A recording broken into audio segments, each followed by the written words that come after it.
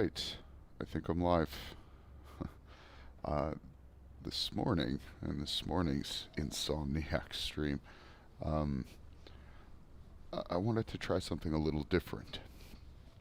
So, last night, when I was flying with ducks, um, we were practicing ILS approaches. And I had never done an ILS approach. I didn't really know or understand um, anything to do with how to utilize an ILS frequency on approach in order to get your bearings. So today I wanted to practice that a little more. This here is a flight between Edmonton and Calgary. So I'm cold and dark in the PMDG DC-6 on a ramp in Edmonton, and I'm going to make my way to Calgary going VOR to VOR. So you can see here that our first leg will be getting to this Edmonton VOR, and then we'll turn ourselves south. We will track the Red Deer DME so that we know that we're holding heading. And then you can see here I've got an overlay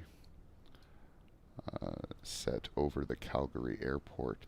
So what this overlay is showing is my ILS approach. So as I approach the Calgary VOR, I'm going to reach a distance of 2 nautical miles. Now at this point I'm going to be expected to, I believe this is your expected altitude. So at 7,400 feet, I'm going at 2 nautical miles from this VOR. I'm going to set my heading to 106 degrees. Now, the trick here is going to be keeping this arc as I have my ILS frequency tuned. And I'll show you what that looks like on the instruments as we get things set up. But we'll use our DME to ultimately keep our distance as indicated here on this arc. When we intersect our ILS frequency, we will set our heading or assure that our heading is 285, and that's the point where we will be on approach. Now, when we were learning last night, we were flying the Junkers, and its ILS instrument, oh, I've got a cat just going off now. Its ILS instrument indicates glide slope via these arrows, and I haven't looked closely enough at the DC-6 to know if that's the same or not, but it's going to be a learning experience at any rate. So that's our plan. Let's get started up, and then I'll go over the frequency tuning stuff. And full disclosure to anyone who isn't aware, starting up the DC-6 is not necessarily an easy task. So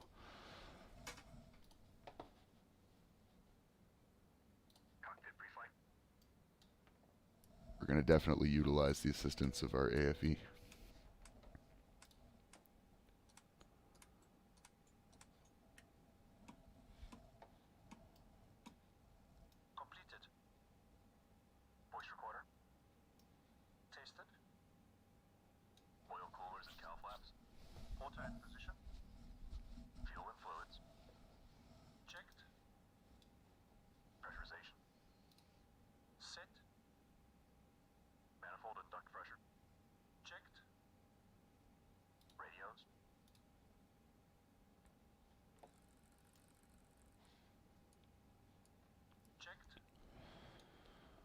We'll be flying with these radios here.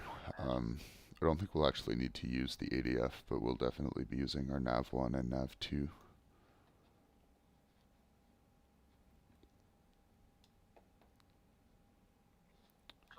We're pretty light. Let's pretend we're taking some people.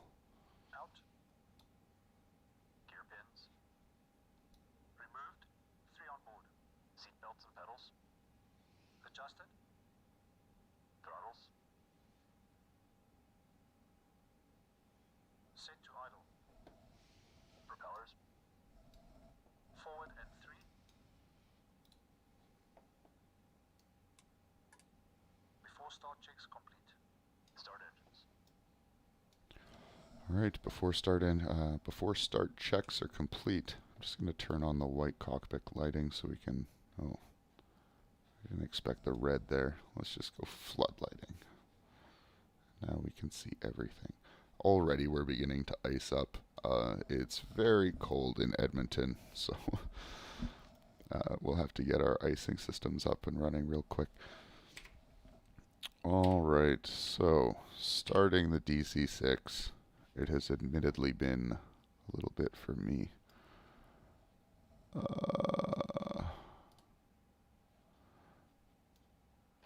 yeah, we're good to go.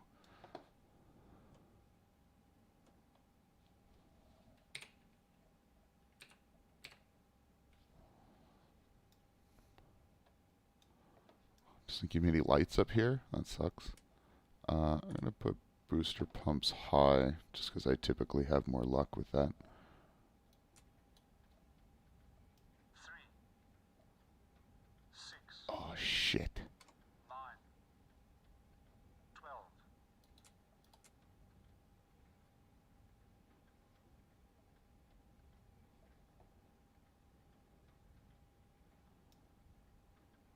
My magneto wasn't set. I thought the AFE sets that for us. Okay, well, we'll have to try that again. Wait for these to reset.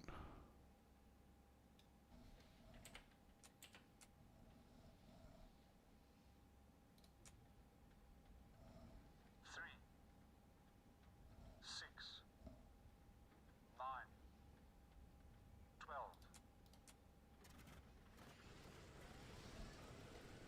Here we can hear start up.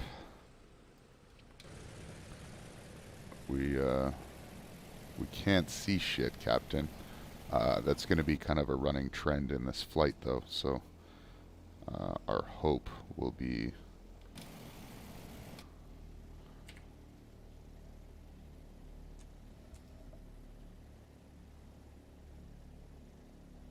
sorry, I'm just trying to set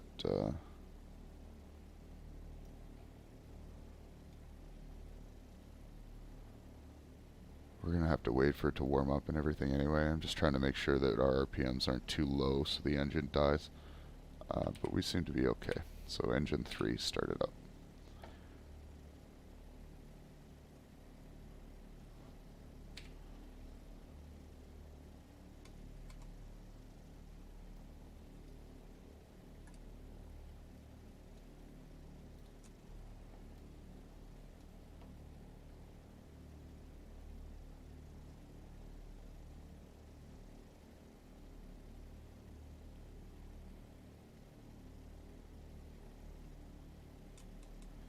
Oh, I'm dumb.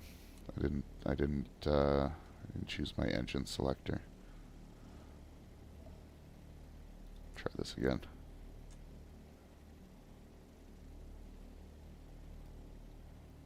Oh geez, what have I done now?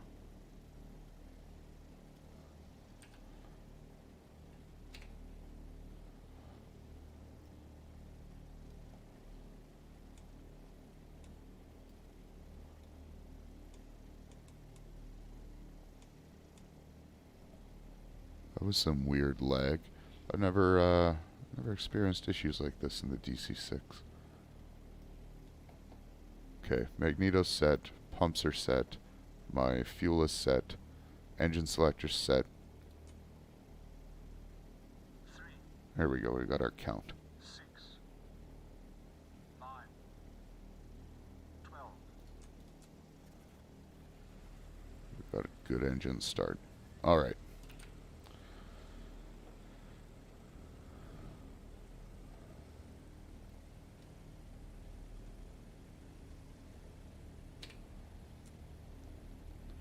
This time we'll make sure that our magnetos are set properly. Or not our magnetos, our engine selector.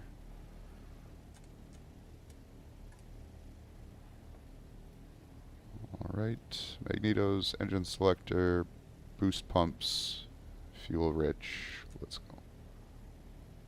3, So you've got another lag here. 6, 9, 12. engine worked, but these didn't seem to toggle.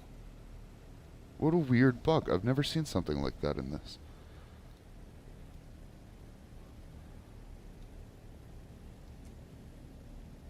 Okay, well, at least our engines are starting. That's more than I can say on several of my attempts to start this plane.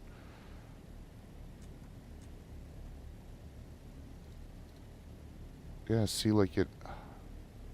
Oh boy. Microsoft.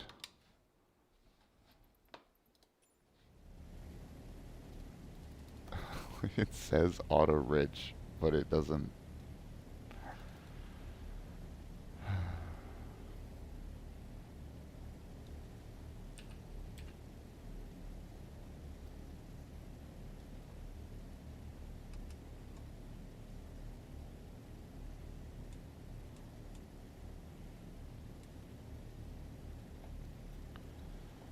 Just do the best we can, I guess.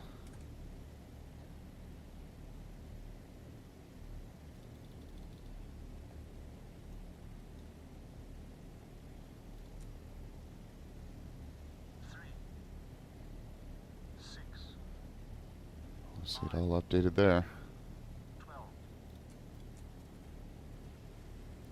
12. Hey, our engine started.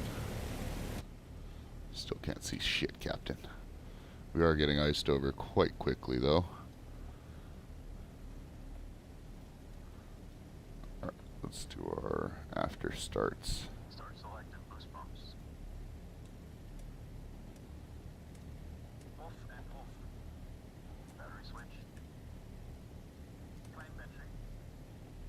Generators and inverters. Check and on. Emergency lights. Armed. You know, if this kind of lag is impacting our instrument updates, Checks complete. which it seems to be.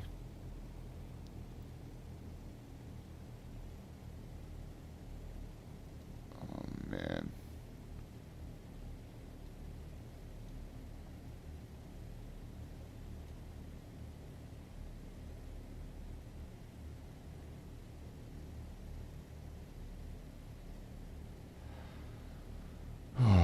Never had this happen before.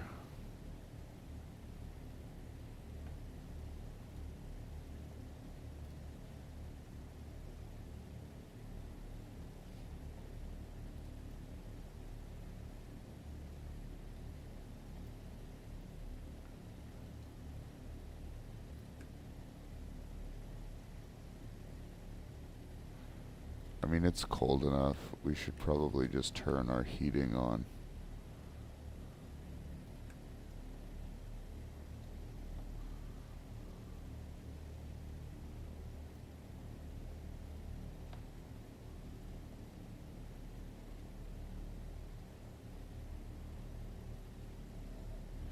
Windshield heat and radome de-icing.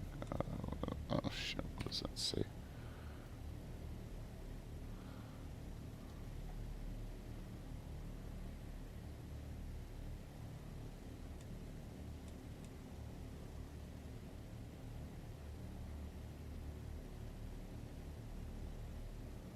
Well, it's definitely 0 to -40. So we'll set it there.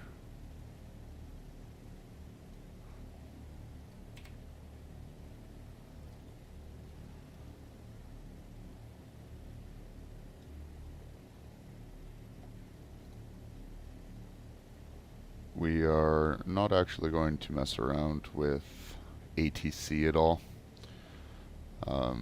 They're just going to give me directions that are contrary to what I want. Alright, so I think we are started up here. You can even see our ice has gone away, so fantastic is all I frankly have to say. Just going to pull my throttle back.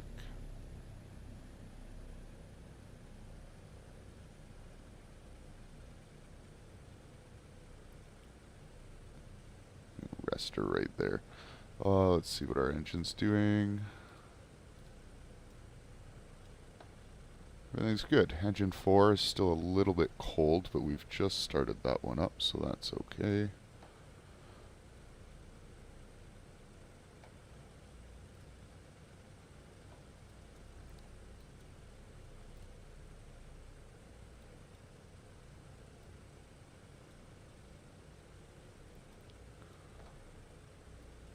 So, the nice thing about Navigraph is here is the plate for my departure airport.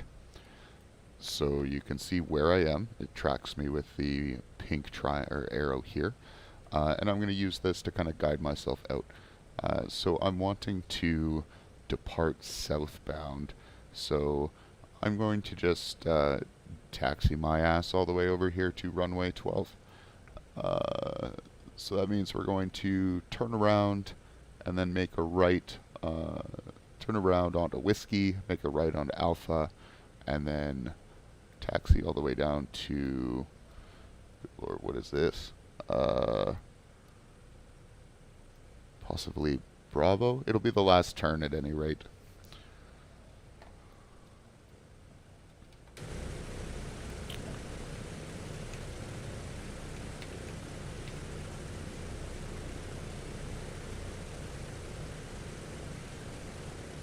Just wanted to turn my taxi lights on. Alright, first step then is we're going to reverse thrust. We're going to back out of this. Throttle all the way back, drop our reverse pitch selector, and throttle up again.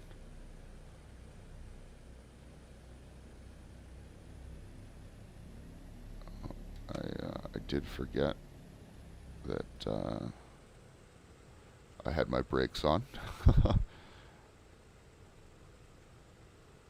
Okay, now the thing with this is you don't want to brake to stop yourself because you will absolutely tail strike.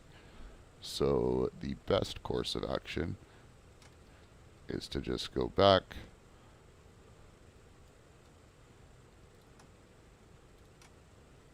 oh god.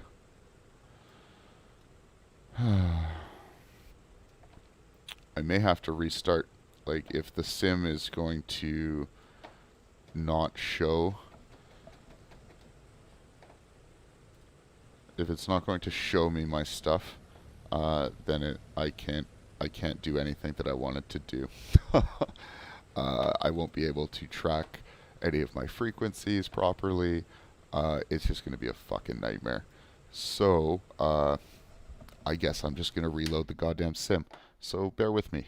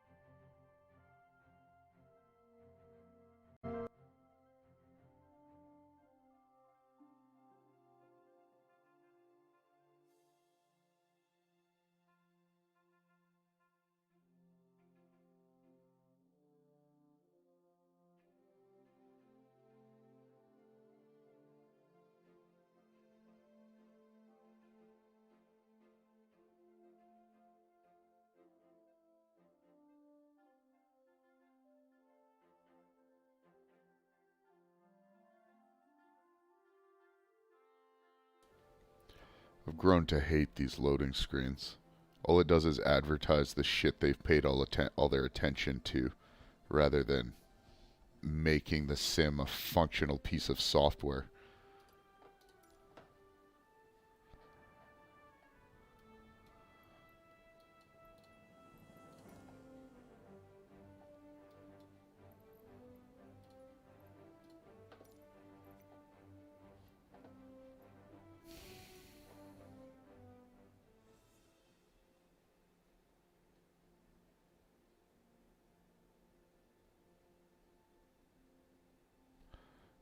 They've got one chance to redeem the fun I was trying to have with this game.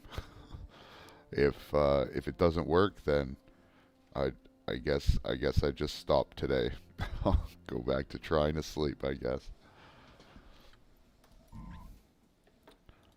Alright, I am going to be a little bit cheaty though.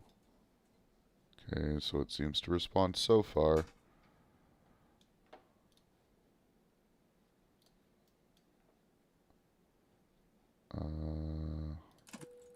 Just gonna hit the ready for taxi button and let it do its thing.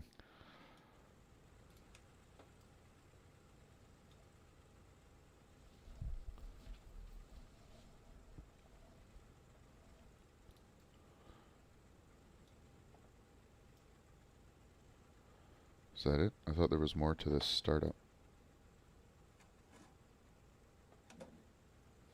I guess we're not like ready for takeoff yet. Okay, here we're gonna go our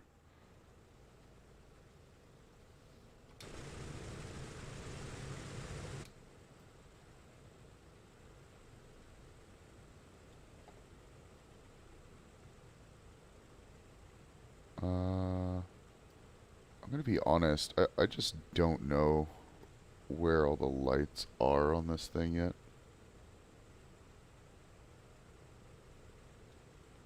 So I'm just gonna hit L there. Turn on my taxi lights again. Okay, we want to get our heating on.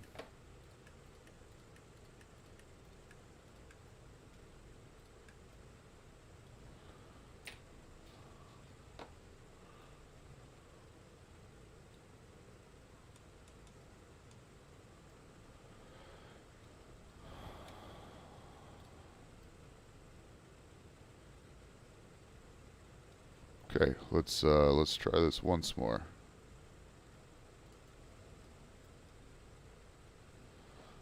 So, this is where NavGraph says we are. Actually, I'm going to have to enable this again. So this is where NavGraph says we are. We're going to back out, taxi up here, and then take off from 1-2. That's the goal.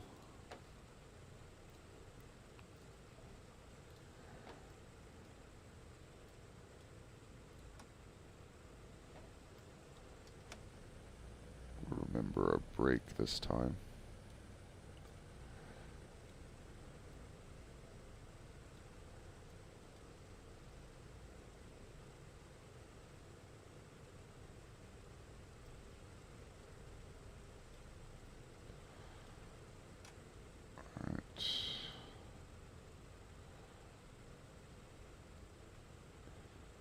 Just want to give it some power until we come to a stop naturally. You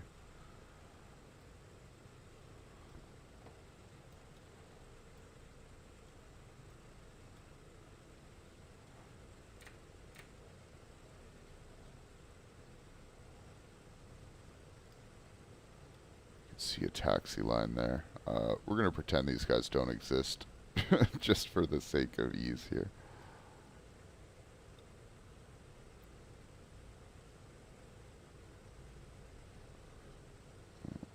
Turn much more than this.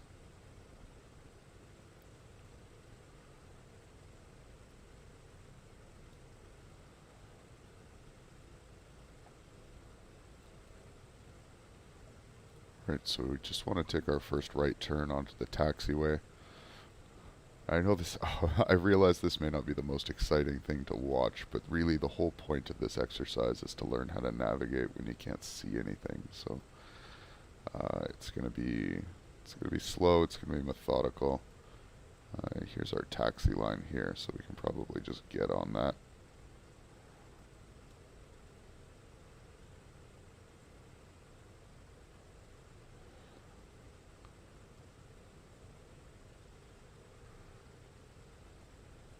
Would that I could see it whatsoever. See, it's telling me to turn left. I want to go right here, I believe.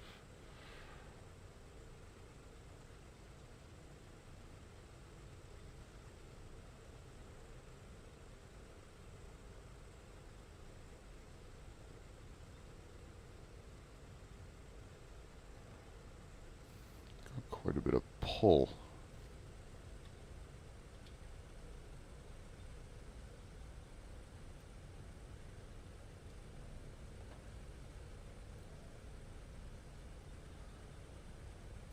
I just want to make sure I'm on the right track, so I'm just comparing what it shows on Navigraph here. I am going up taxiway Alpha, so we're just going to go to the end and hang a left.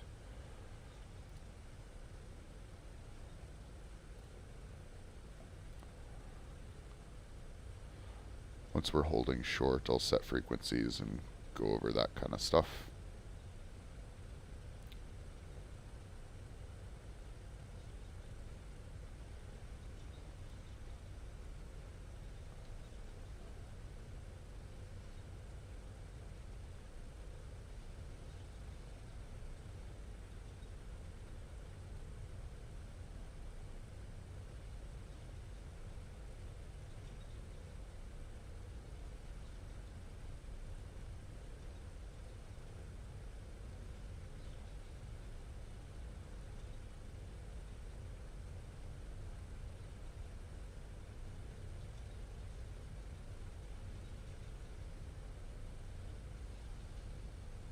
Well, you can just hear it rattling as it goes down the taxiway.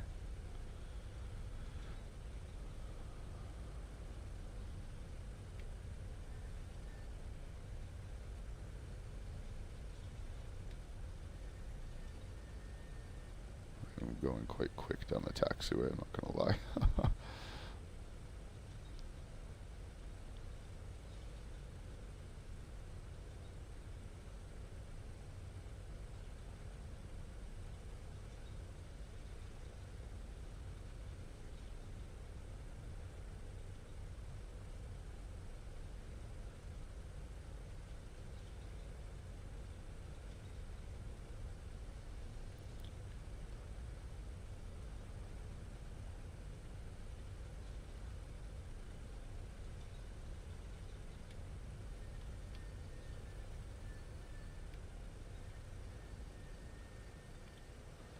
Now, I didn't expect a curve. Yeah, okay, so this is our last turn. I wish... Oh, here, we can see here. Alpha, here's runway 12.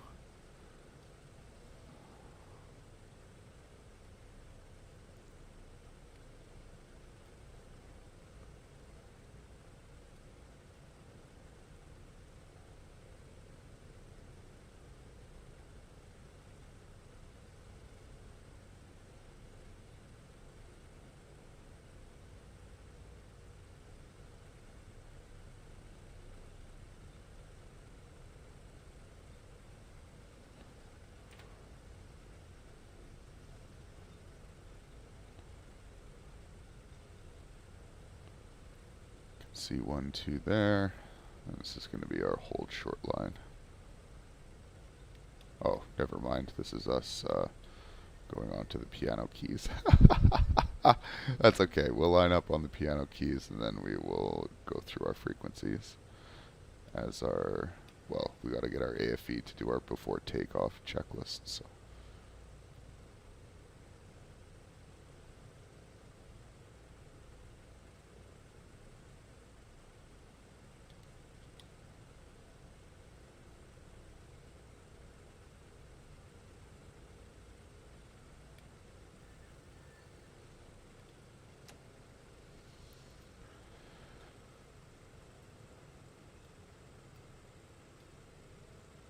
First bumps.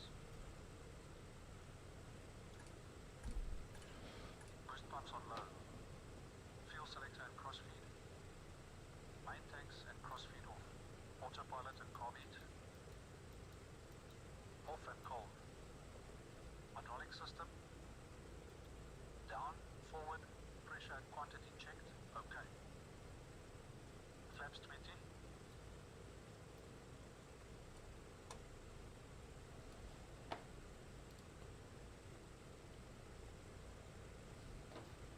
Okay, so while he's doing this, Windows and turbine. I'm just looking up my frequencies that I need here. So we're going to tune to 117.6 and then keep an eye on our DME. One sec here.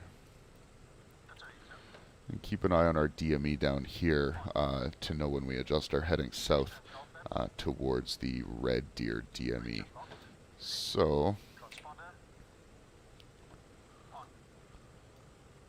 Landing lights. what did I say? 117.6.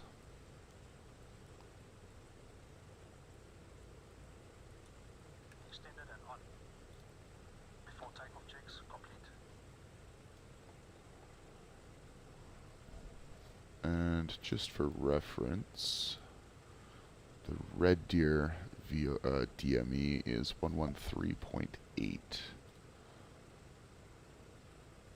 I may actually just set this as nav2.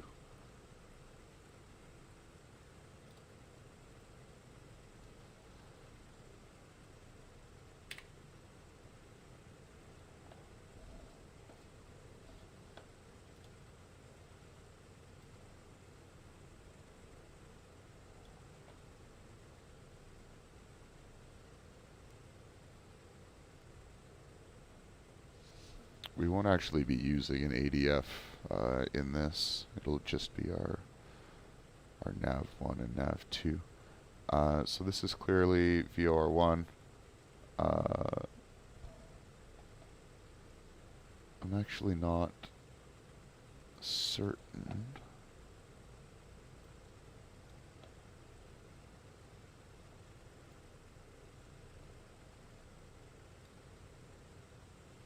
I wonder if this is, yeah, okay, this is our nav2. So it may actually be better for us to just set that here rather than going over to the co-pilot.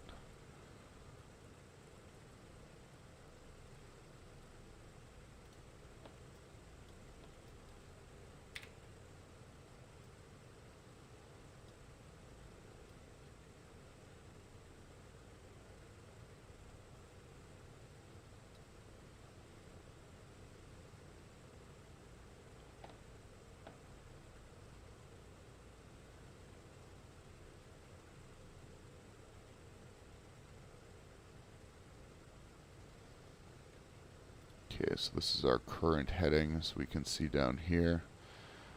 We can see just by aligning this here that our VOR, or Edmonton VOR, is at, what was that, 39 degrees? So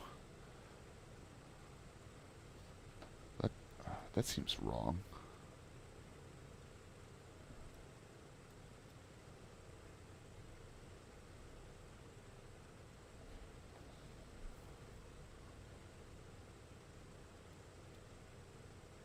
Oh, that's 39 when from, so we want to rotate this until that arrow becomes 2. Oh. What's going on? So I would estimate this to be, 2.6 something, so let's go around there and see.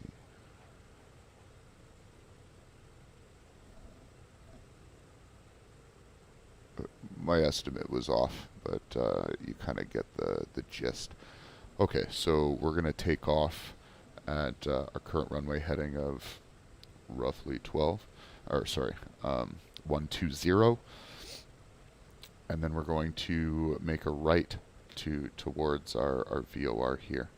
Now, once this DME says 0, then we're going to basically fly due south until we can pick up our Red Deer frequency, this DME, and then we will continue following that or tracking that south until we start approaching Calgary.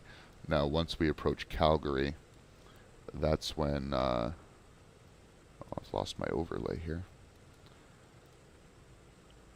Once we approach Calgary, that's when all this fanciness will begin.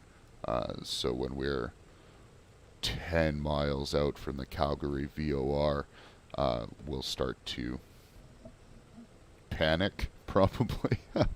Okay, so with all that said, we should be good to go. We're going to dry takeoff.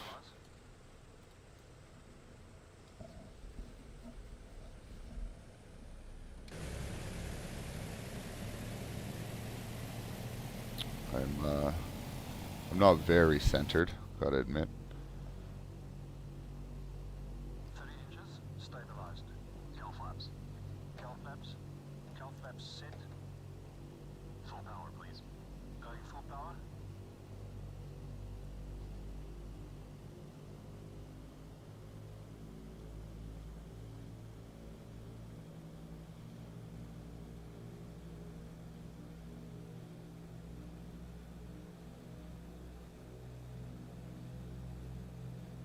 Full power set.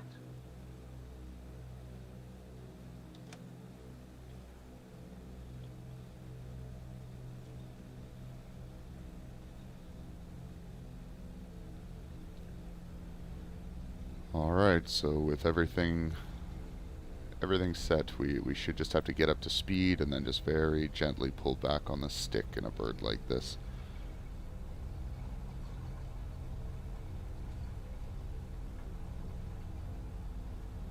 I would expect a very shallow rate of climb to begin.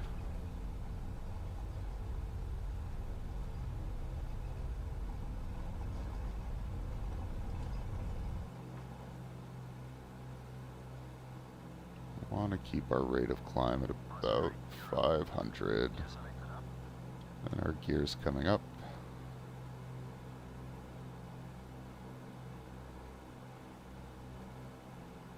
Gear up, lights up, flaps up. Flaps going up. Flaps are going up.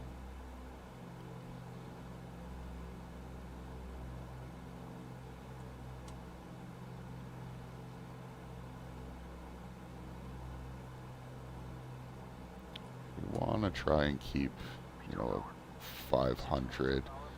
You're going to fall a little bit when he switches to METO power. And then our rate of climb is going to bump up to between 1,000 and 1,500 in my experience. And that's where we're going to sit for a bit. You can see that being the case here. Now, I don't want to go too high for the purpose of, oh god, we're going quite high now. I don't want to go too high for the purpose of what we're doing here. There's a lot of flat in Alberta. I'm going to start making our bank here, though.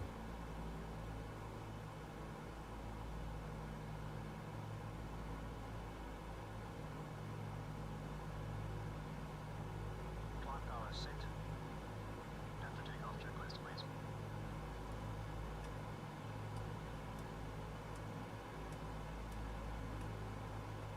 After takeoff checks complete.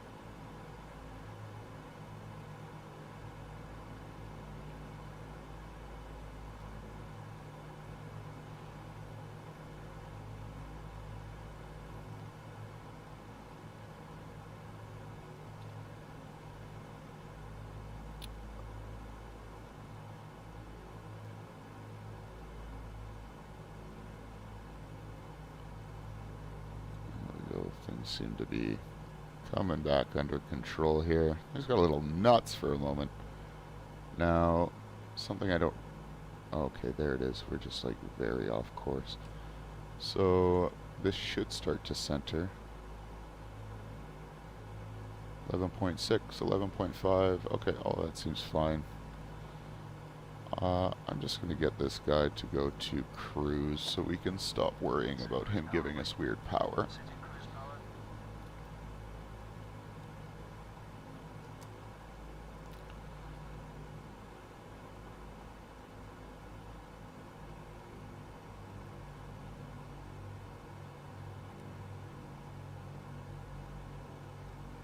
Jeez, when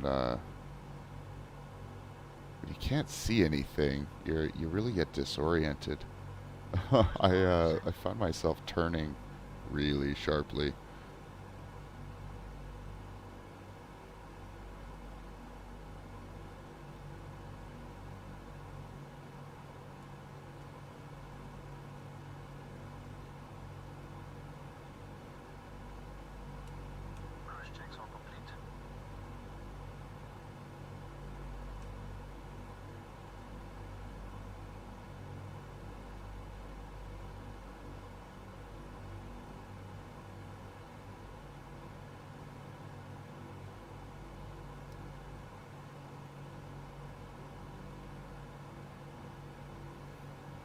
It's not quite enough. What I'm trying to do is I'm just trying to recapture this. We're slowly, you can see down here, we're slowly shortening our distance, so this is going to come over as we go. And then again, once that happens, we'll want to turn our heading south towards Red Deer.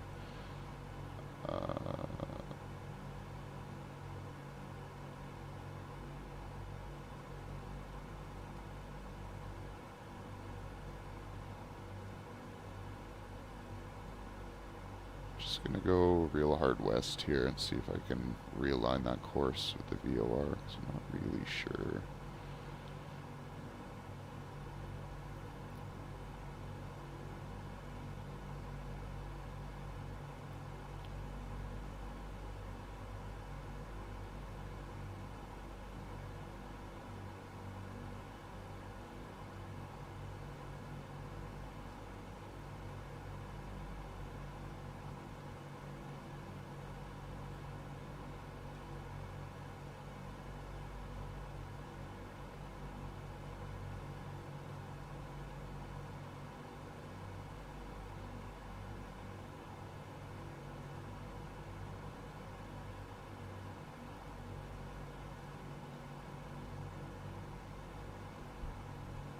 Sure doesn't seem to be correcting itself quickly enough for me. I really was off course there.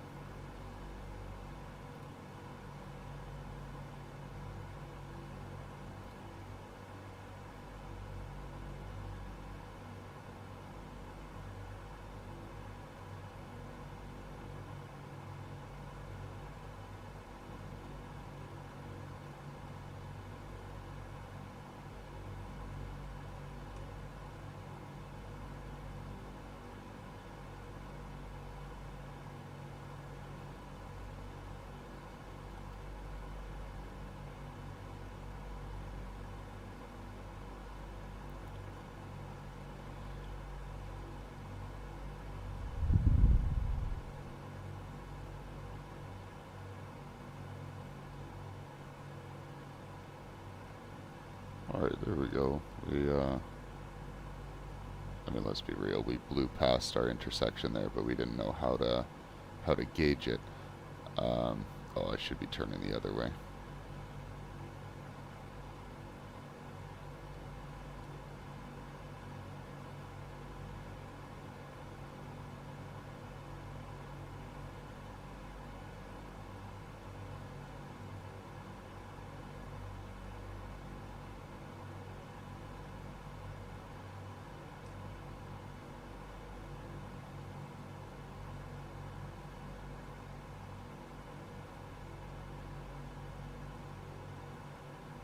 We're flying away from it now. It's okay.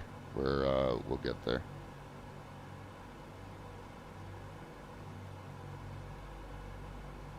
You know, being 3 miles out, we could probably just start heading southward, and then just align ourselves southbound.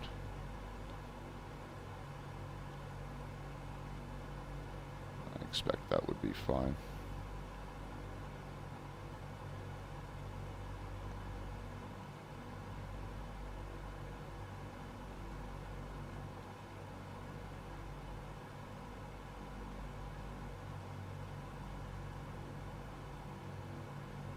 Oh, wait, what?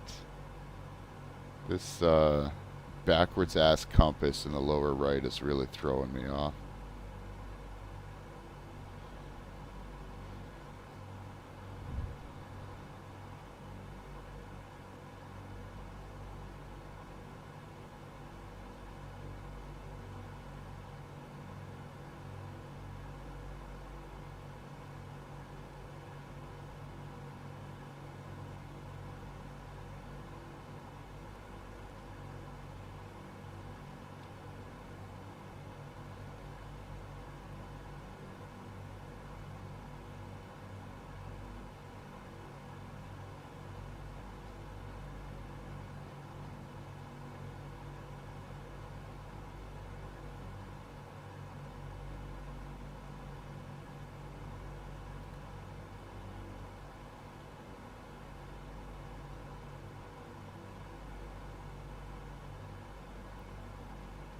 Alright, so we've got our VOR set to track at 180 degrees.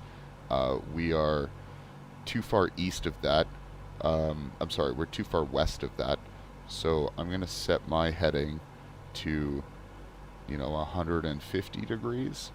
And hopefully we'll intersect it before red deer. I'll toggle the red deer's frequency as we go to see if we can pick that up as well. It's quite short, or I should say quite close. So.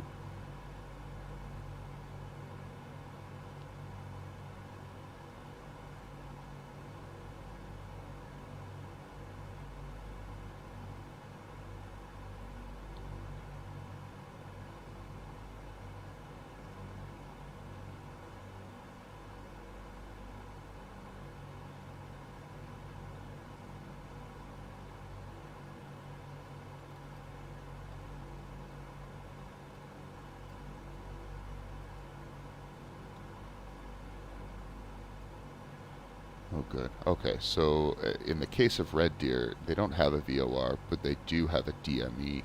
So um, I'll use the Edmonton VOR outbound to track my deviation from heading, and then once I'm on course, I'll switch this to track the distance.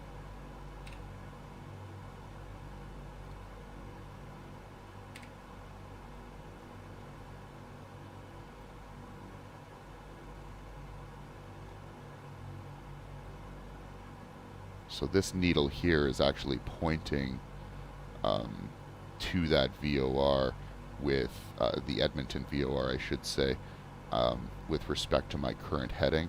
So as I travel east, this needle is going to move more center, and then it'll point more directly behind me. Now the goal is to have this pointing, directly behind me southbound. So this is already almost pointing south. I can probably start turning because I expect that this is going to jump over as this approaches 180, but we'll see.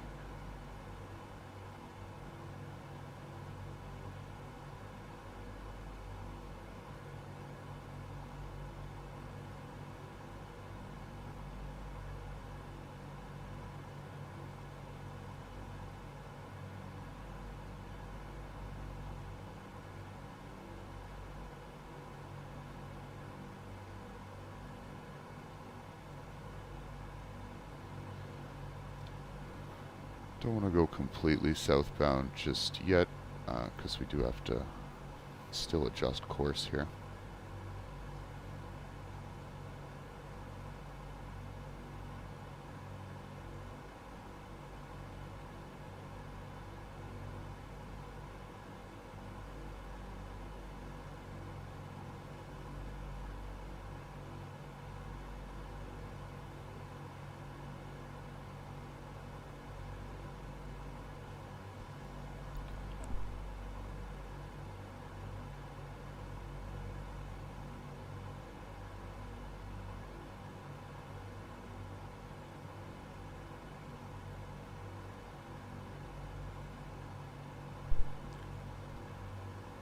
See, and that does seem to be the case. So like as this goes closer and closer to 180, this becomes more and more centered here. So we're on the right track.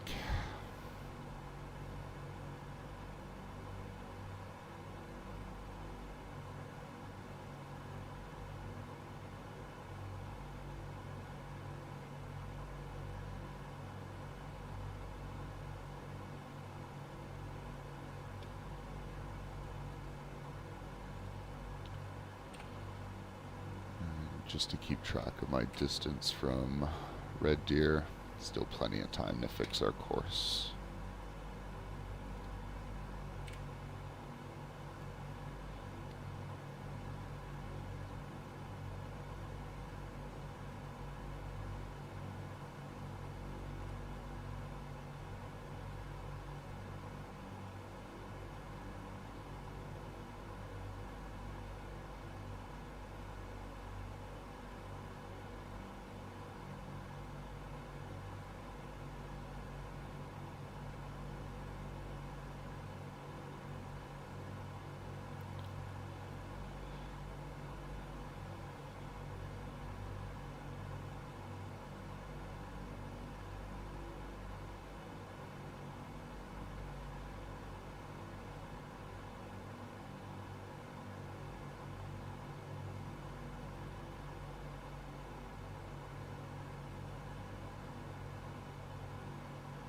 Alright, so that looks pretty on course to me, so I'm just going to adjust my heading to continue southbound, just due south.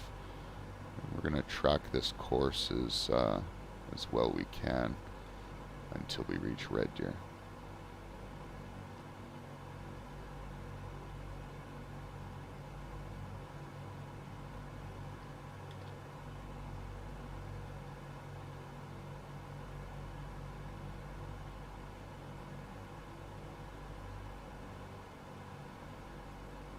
And classic me, I don't time my turn properly and I overshoot it a bit. That's okay.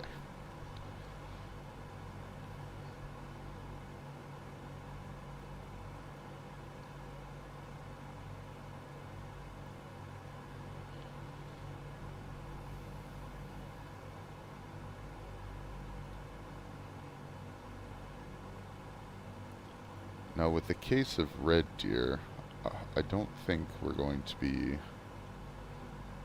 I'm convinced I just keep trimming down forever. In the case of Red Deer, I don't think we're going to get a heading.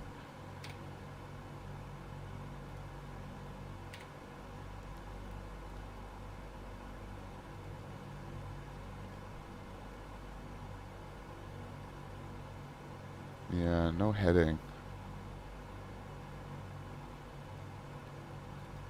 Now, what does this say? Nav1, Nav2, okay.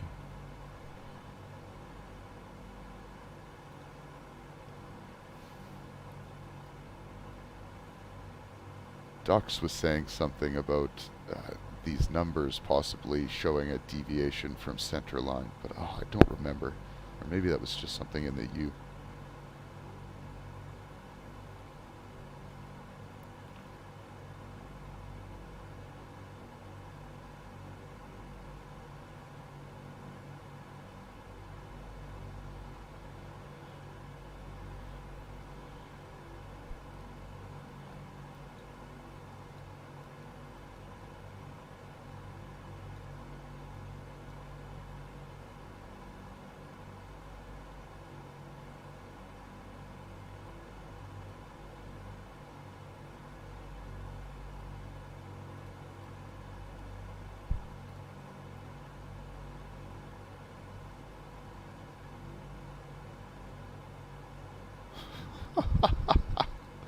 So Navigraph says we're really bad at this.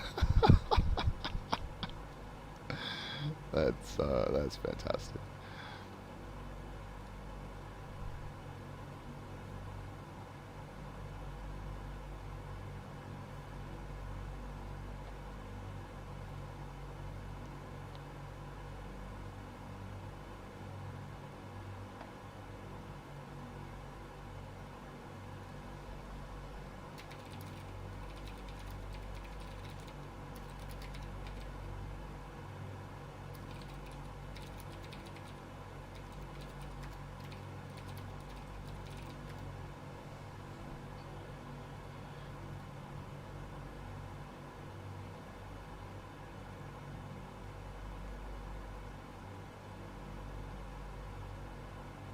Now, what doesn't make a lot of sense to me is Navigraph said that I was too far west from my heading line, but all of this indicates that I'm now too far east. So it's a little confusing.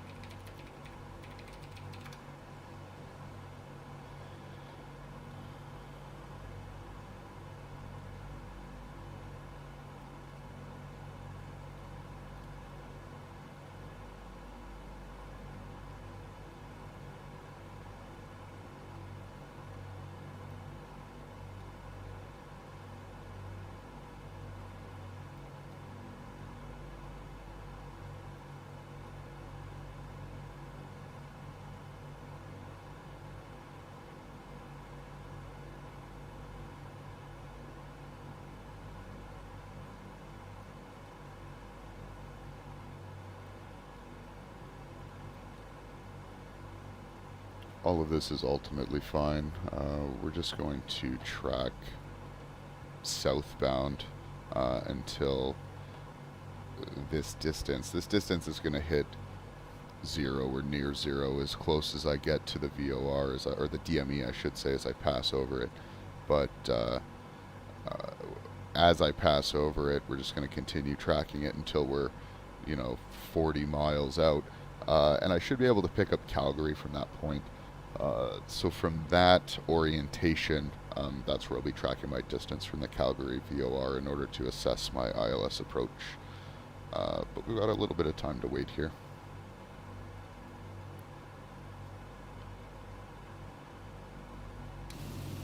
And still effectively zero visibility, so I think we're staying true to the purpose of our exercise.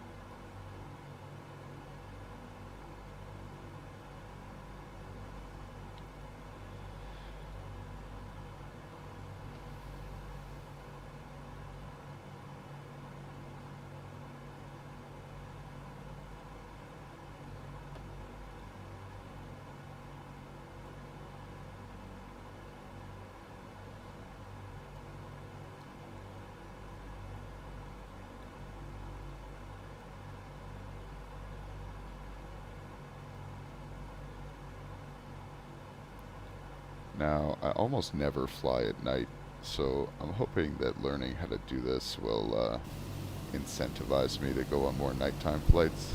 Because I would never see this otherwise. I don't even know what city this is. Lacombe or something.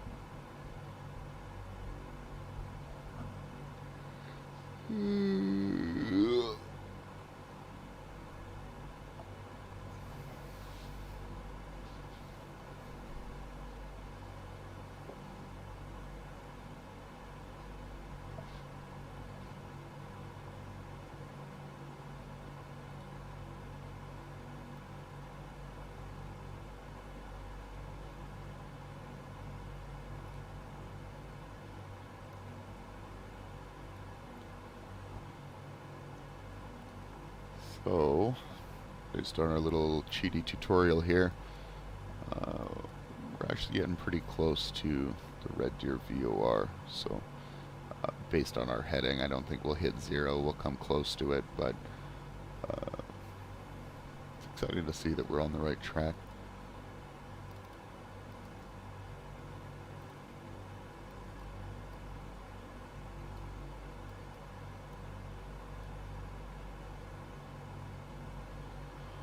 Now, I'm sure that, I realize that there are proper approach vectors that you're supposed to take. Like, I shouldn't just be beelining from the north, but one step at a time.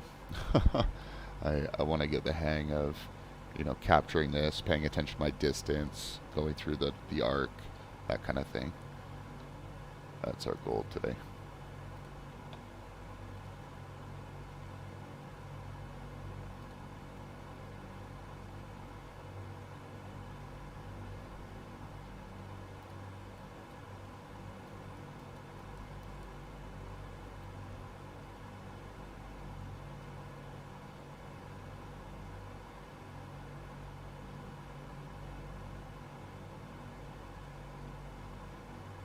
Right. I think I remember what Dux was saying.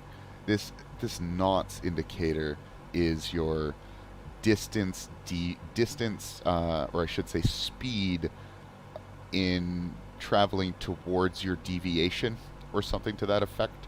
So when it zeroes out, you're running parallel to your course.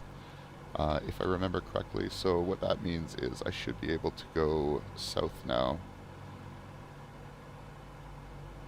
and expect myself to be fairly on course.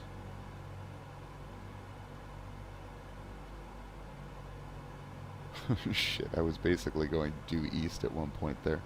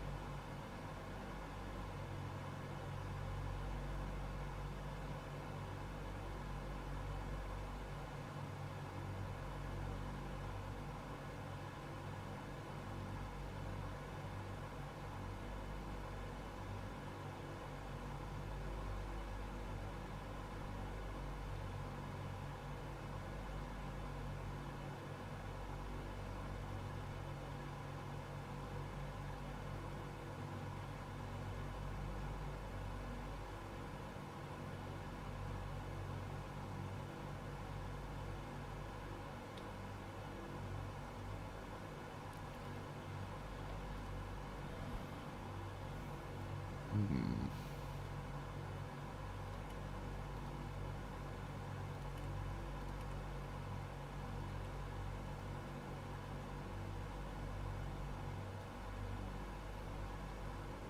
It's strange. Navigraph doesn't show me heading south. I mean, I realize I'm a little off here, but it shows me like quite deviated from a southbound position. Uh, Not sure why.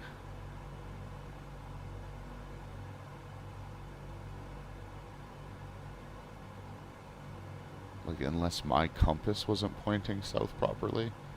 But I thought that's what this slaving was.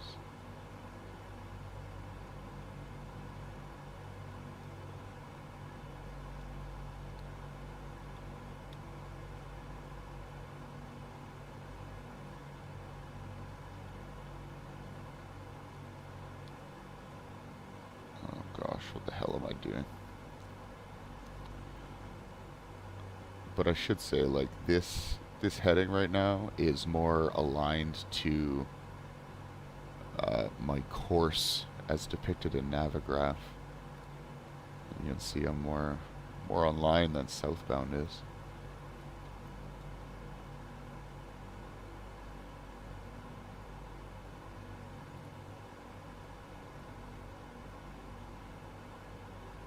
Oh.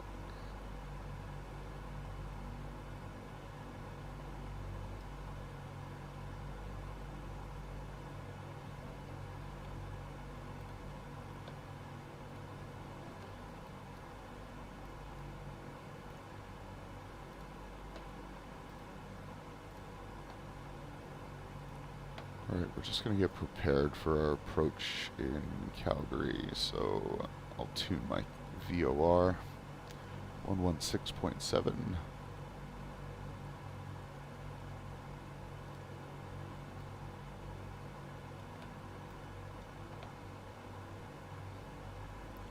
Then when we're, halfway, I'll tune to that to see if we can pick it up.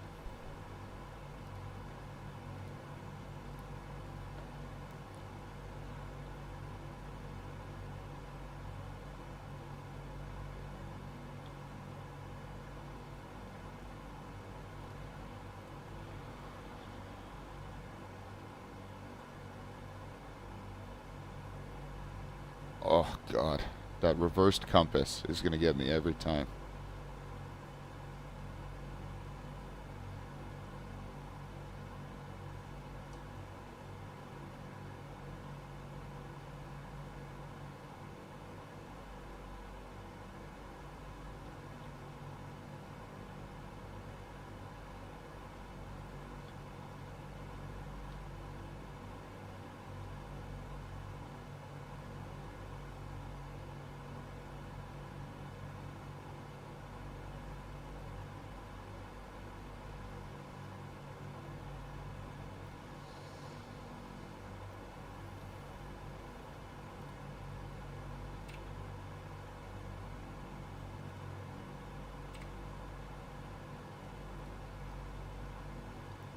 Doesn't look like we're able to pick up Calgary quite yet.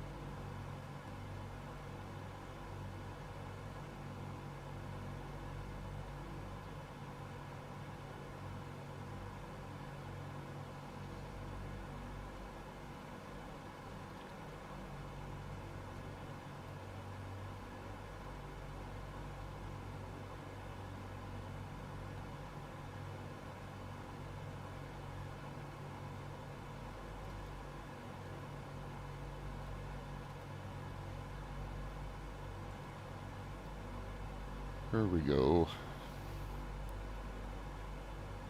So we picked up Calgary. We can see here that our distance is decreasing, which is good. We are currently west of Calgary, or rather west of the VOR, so we're going to continue kind of heading east here in hopes of picking that up, and that should be fine. We are randomly turning.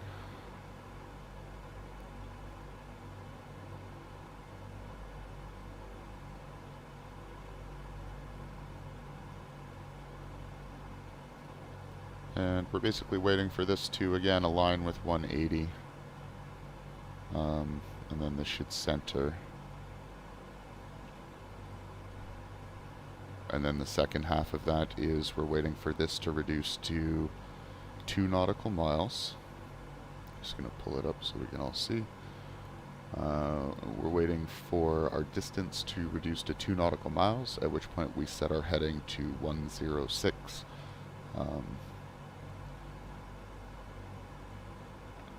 Now, just wondering if there's a good way to do that. I can't really set my ADF to that frequency. It's a shame that nav2 isn't available here, or that I wasn't using an ADF, because it would allow us to kind of triangulate based on the angle of the ILS frequency. But we'll toggle between our nav1 and nav2 when that becomes appropriate.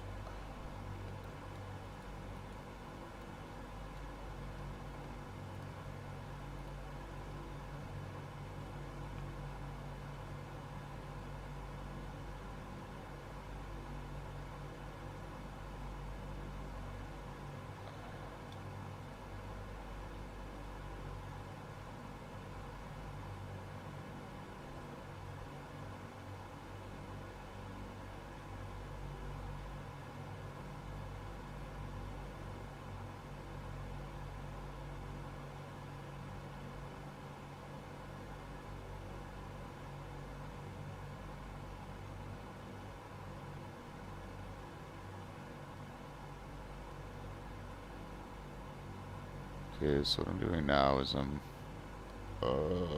destroying my plane. I am just turning hard south now because I'm about to intersect this VOR. Again, I have to admit it's very different from what is being outlined in Navigraph, so that it kind of confuses me. I'll have to look into why that is.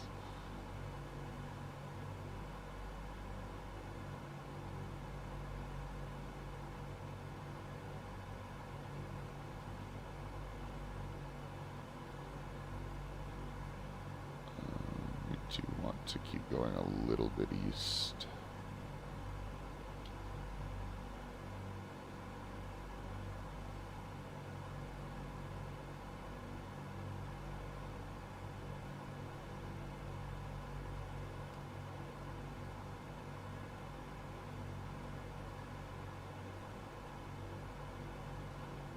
I realize my altitude is all over the place right now, but I can only really focus on one thing at a time, so.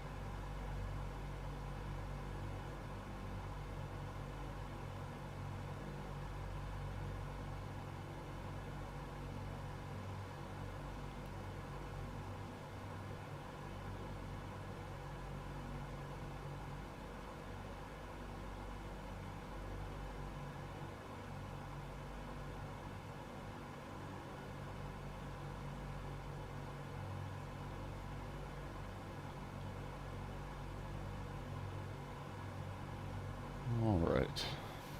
We're more or less intercepted here.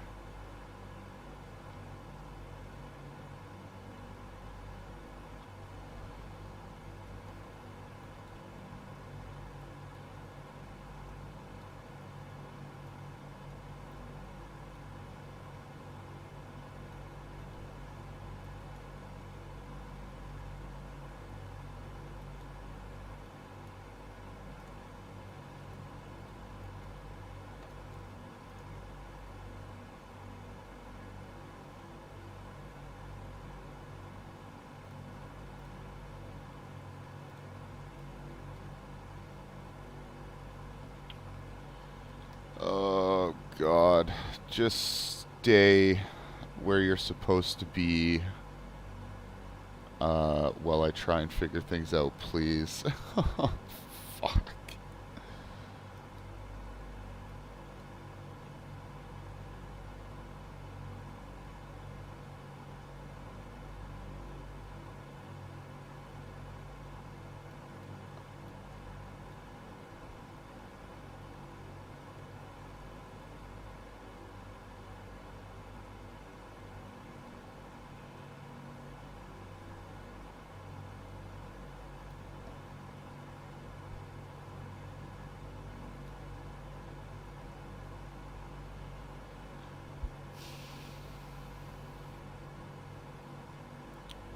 Okay, we're getting pretty close to where we should want to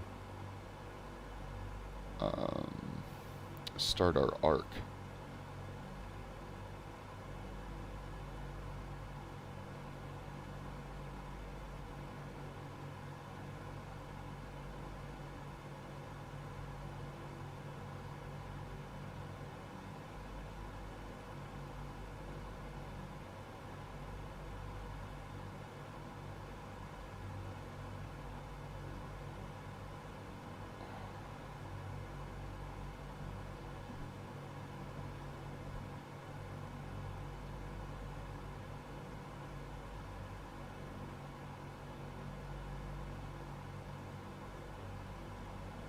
I think this reverse compass thing is like really doing my head in.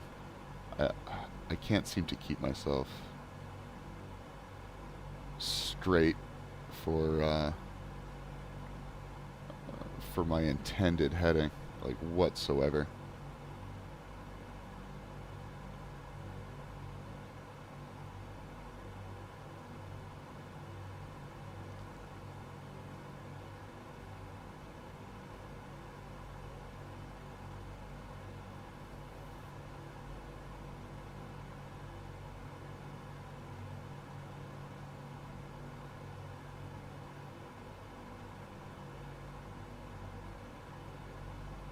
Okay, so this is where I should actually be on that arc.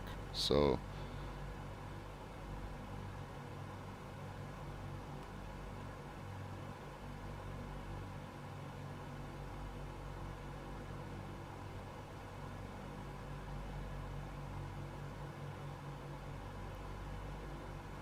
we missed our opportunity to hit our 106 heading, but we just need to keep this distance. So we're at 301.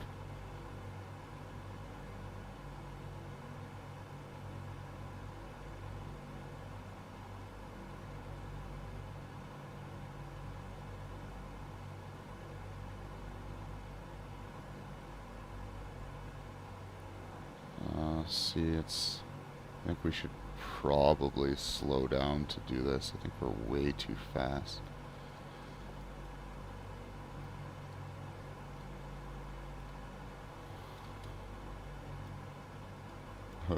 Let's just not look out the window, because that's terrifying. Alright, let's get our... We are currently 3.1 distance at a heading of 275, which basically puts us right in front of the runway. Oh, altitude. 285 is the heading we want to fly right into the runway, so...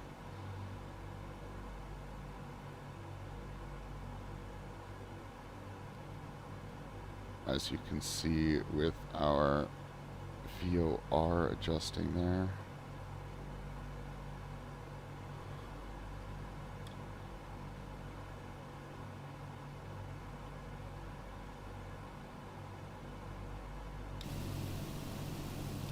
You can see the runway down there.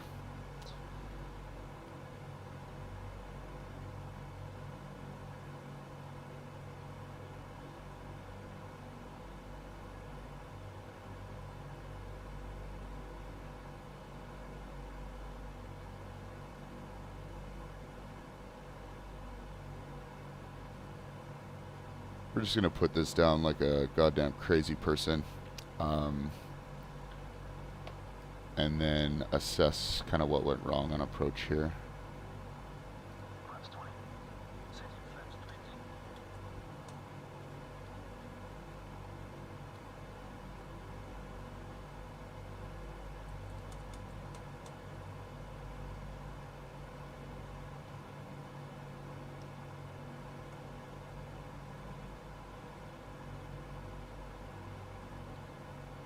There's no way. We're going 1 billion miles an hour. We'll do a go around.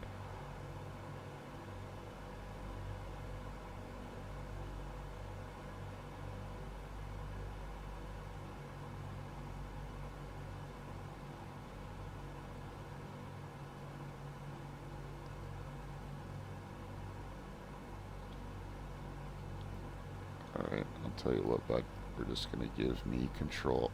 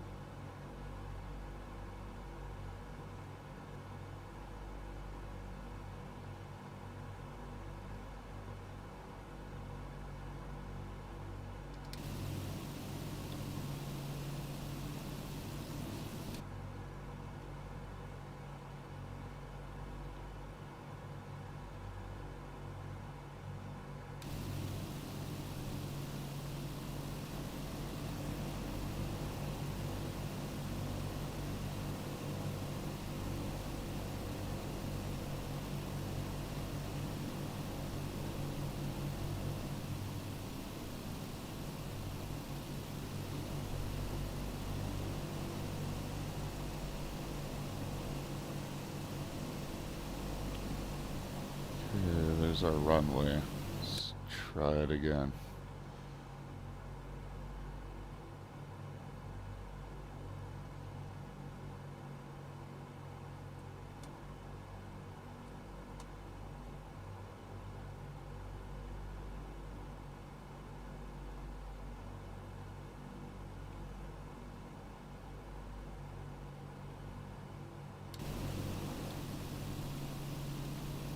I don't think this is the same runway, but we're going to put it down.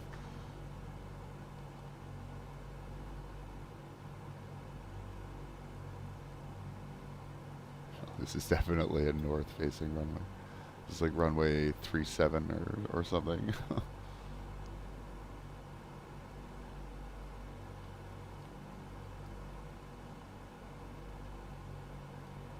I have no idea if my gear are down. We're just gonna hope yes. Oh man, this has not ended well.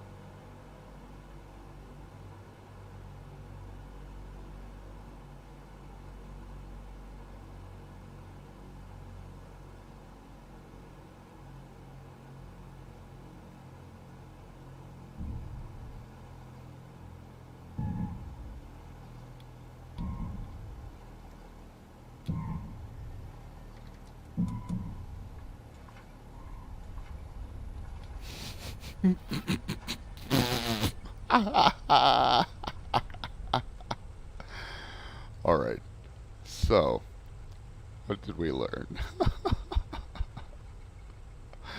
In our attempt to successfully use an ILS approach, we overshot the runway, turned around and ended up landing on the wrong runway,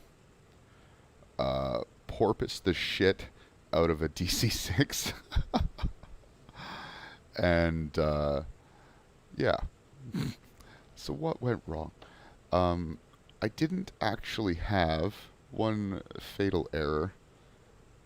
Is this approach chart I was looking at?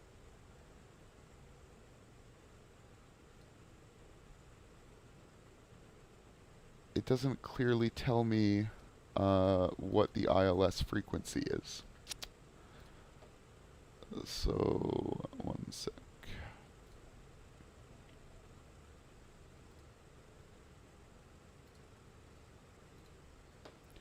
So in a perfect world, if I hadn't been going 300 miles an hour, you know, I would have been able to slow my roll and then adjust to this. Now, for some reason, again, I blame the fact that I'm not used to this backwards compass. But I was like way over here by the time I reached 2 nautical miles, like just way over here. So I needed to be slower on approach, adjust my heading properly. It's strange to me that you start this at one distance and then your distance changes as you arc. Like, I don't know how to do that. And then additionally, like I was saying, I'm used to having an ILS frequency that I can tune to that tells me you're right on course as soon as I kind of hit this 285, and then it allows me to line up to the runway. But I don't see that clearly labeled here, so that's a bit of an oversight for me. Like, I have to assume it's one of these, right? But, like, which one?